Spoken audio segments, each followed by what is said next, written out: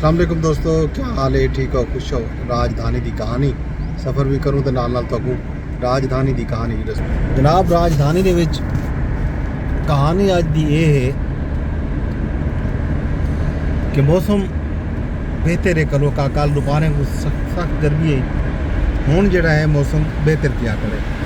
झाड़े तो झाड़ के नाल नाल हवा खुली खड़ी है, जी ठंडी हवा है।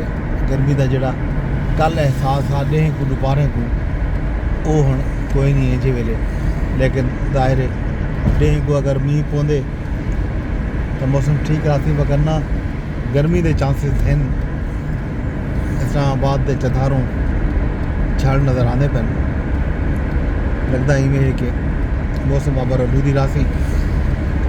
हूँ आते अमरीका ईरान डील या जंग या मुज़ाकरात उनके उत्ते गाल करीजे तो खबर ये हैं कि मामलात हुण सुधार वाले पासे वेंदे पे, बिगाड़ वाले पासे नहीं वेंदे पे।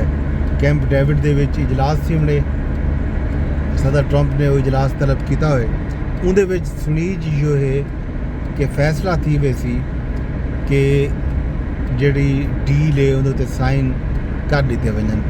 वो डील क्या हो सी? डील यह हो सी कि 28 फरवरी तो पहले स्टेट ऑफ हॉर्मुज़ की जी सूरत हाल अहवाल है ही कि वो खुली है यार कई वास्ते उको जंग तो पहले आले स्टेटस दे विच भला बहाल कर दिता वैसी। मतलब ये जड़ा है ओमान ते ईरान जड़े हैं वो स्टेट ऑफ हॉर्मुज़ के हवाले नाल उनका कंट्रोल रख सन, लेकिन टोल टैक्स वसूलना किदा वैसी।